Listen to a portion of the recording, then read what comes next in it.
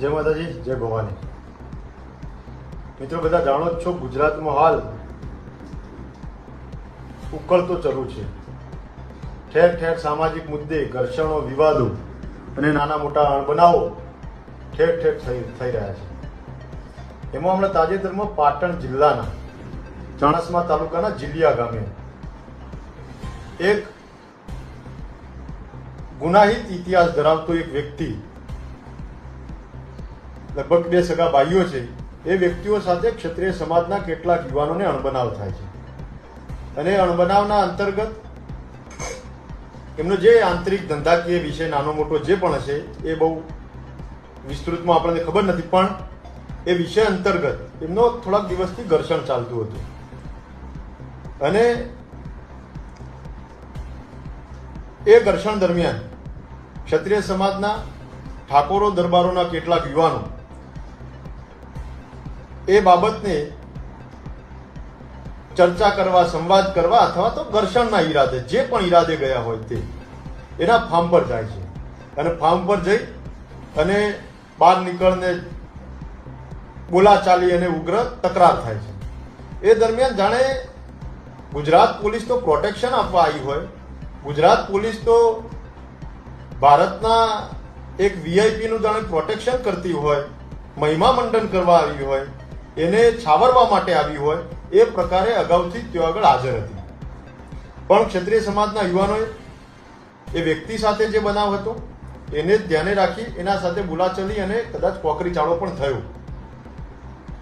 એ જે વ્યક્તિ એ કઈ દેશપ્રેમી કે દેશભક્ત તો છે નહીં, કે ગૌ પ્રતિપાળક બની કઈ મોટો ધર્માત્મા મહાત્મા સંતો છે નહીં, એનો પોતાનો ગુનાહિત ઇતિહાસ છે। એ પોતે ગુજરાતના કેટલાક નહીં પણ અસંખ્ય ગુનાઓ સાથે, ગંભીર કલમો, ગંભીર ફોજદારી ગુનાઓ સાથે ગુજરાતના વિવિધ પોલીસ સ્ટેશનમાં ખૂબ લાંબુ એની કર્મકુંડળી છે અને અનેક પ્રકારના ગુનાઓ એના પર દાખલ થયા છે। પોલીસે આ વ્યક્તિની ધરપકડ કરીને ક્યારે રિકન્સ્ટ્રક્શન કર્યું નથી, પણ ક્ષત્રિય સમાજના ઠાકોરો દરબારોના કેટલાક યુવાનો ત્યાં આગળ ગયા અને એ દરમિયાન પોલીસના એક જીઆરડીનો કદાચ એ ડ્રાઈવર હશે 112ની ગાડીનો, એ ગાડીને ત્યાંથી ભાગી છૂટ્યા। હવે પોલીસ ત્યાંથી ભાગી ગઈ તો પોલીસની બેદરકારી, હવે પોલીસ ભાગી ગઈ, પોલીસ ઉપર કોઈ પ્રકારનો હુમલો ક્ષત્રિય સમાજના દરબારોના ઠાકોરોના દીકરાઓએ કર્યો નથી, કોઈ પ્રકારના અધિકારી સાથે કોઈ એવું વલણ બતાવ્યું નથી, પણ પોલીસના કેટલાક જે કર્મચારી તેઓ ફરજ ઉપર હતા એ ત્યાંથી ભાગી ગયા। હવે ભાગી ગયા, સોશિયલ મીડિયામાં વિડીયો વાયરલ થયા અને સામાજિક, રાજકીય લોકોએ અલગ અલગ પ્રતિક્રિયાઓ આપી। એટલે પોતાની પ્રતિષ્ઠા બચાવવા માટે આજે તાબડતોડ આવેશમાં આવીને પાટણ જિલ્લાના એસપીએ અને કેટલાક પોલીસ અધિકારીઓએ ખોટો રોબ જમાવા અને આ સામાજિક તત્વ જે પોતે ગુનાહિત ઇતિહાસ ધરાવે છે, અનેક ફોજદારીની ગંભીર કલમો, ગુનાઓ જેના પર દાખલ છે, એવા વ્યક્તિને છાવરવા માટે ક્ષત્રિય સમાજના ઠાકોરો દરબારોના 18 દીકરાઓનું સડે ચોક વરઘોડું કાઢી રિકન્સ્ટ્રક્શનના નામે જે બર્બરતા સાથે, જે ક્રૂરતાપૂર્વક જે દમન આચરવામાં આવ્યું છે એને સમસ્ત ક્ષત્રિય સમાજ વખોડે છે। સમસ્ત ક્ષત્રિય ઠાકોર સમાજ, ક્ષત્રિય સમાજના તમામ સંગઠનો એની નિંદા કરે છે, એને ટીકા કરે છે, કારણ કે આ પ્રકારની વૃત્તિ, આ પ્રકારની માનસિકતા ક્યારે ચલાવી ન લેવાય। ગુજરાતમાં જાણે આ ક્ષત્રિય સમાજના યુવાનો આતંકવાદી હોય, નક્સલવાદી હોય એ પ્રકારનો વ્યવહાર પાટણ જિલ્લાની પોલીસે કર્યો છે। જવાબદાર તમામ અધિકારી, તમામ કર્મચારી, તમામ પોલીસ જે આજે હાજર હતી, એમાં તો એક મહિલા હતા, એ મહિલા કોન્સ્ટેબલ પોતે પણ જાણે ક્ષત્રિય સમાજના દીકરાઓ પર મોટી વીરાંગના બનીને હાથ ઉપાડતા હોય। આ વૃત્તિને ચલાવી નહીં લઈએ। ક્ષત્રિય સમાજમાં ખૂબ આક્રોશ છે, આખા ગુજરાતમાં દરબારો, ઠાકોરો, આજે તમામ સંગઠનો અને તમામ યુવાનોમાં એક આક્રોશ વ્યાપી ગયો છે। ત્યારે સરકારને આ મૂંગા મોઢે સહન કરવા વાળી વૃત્તિને ચલાવી નહીં લઈએ। સરકારશ્રીને કહીએ છીએ તત્કાલપણે હસ્તક્ષેપ કરી અને જે પોલીસ એનો દેશ પ્રેમ જાગી એની ખાખી વર્દીનો રોપ જમાવવા માટે આ જે અધમ કૃત્ય આચર્યું છે એના ઉપર કડકમાં કડક પગલો લે। એનો રાજકીય રીતે પણ અમે પ્રતિકાર કરીશું। સામાજિક રીતે ક્ષત્રિય સમાજ એક મંચ ઉપર આવી એક એકતાના માધ્યમથી ગુજરાતનો ક્ષત્રિય સમાજ તમામ ઠાકોરો દરબારોનો જડબાતોડ જવાબ આપશે.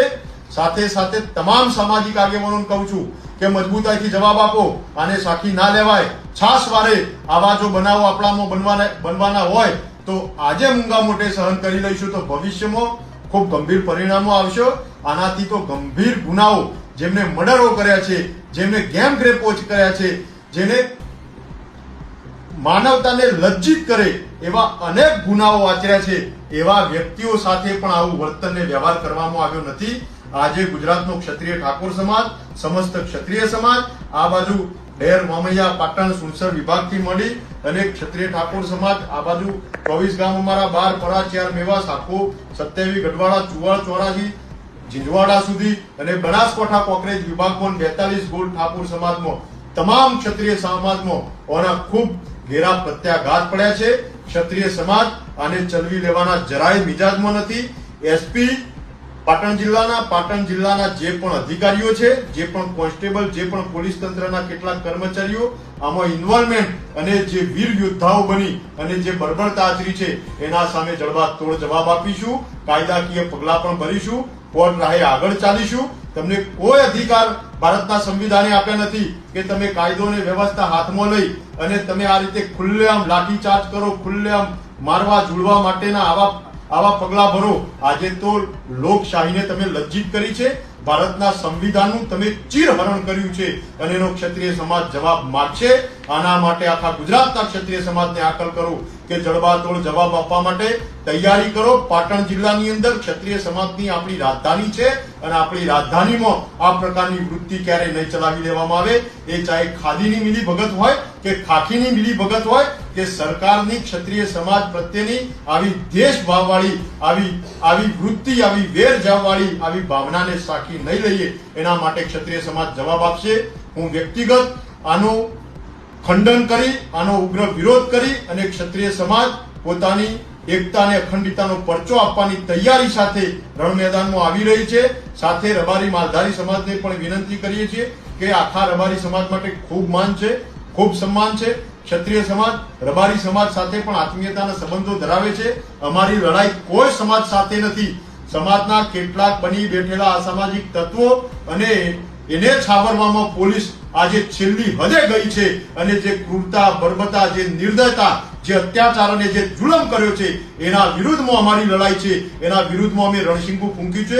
એટલે સોશિયલ મીડિયામાં ટીકા ટિપ્પણી અથવા તો શબ્દ પ્રયોજન કરવામાં સંયમ જાળવજો, વિવેક જાળવજો. આપણા સમાજના યુવાનો પણ વિનંતી કરું છું કે સોશિયલ મીડિયામાં કોઈ ટીકા ટિપ્પણીઓ કરી અને નકારાત્મક દિશા તરફ ના લઈ જતા એ જ અપીલ સાથે આવનારા કાર્યક્રમની રણનીતિ અને આવનારા કાર્યક્રમો અને આવનારી આ ઘટનાના સંદર્ભે શું કરી શકાય એની પૂર્વ ભૂમિકા અને પૂર્વ તૈયારી અને રણનીતિ ટૂંક સમયમાં જાહેર કરીશું. એ જ વાત સાથે સૌ જોડાઓ. ક્ષત્રિય સમાજની સ્વાભિમાનની લડાઈ, પાટણની અંદર ક્ષત્રિય સમાજની એકતાનું પરચમ લહેરાવવા માટેની આ લડાઈમાં એ જ અપીલ આહવાન સાથે સૌને જય ભવાની, જય મા.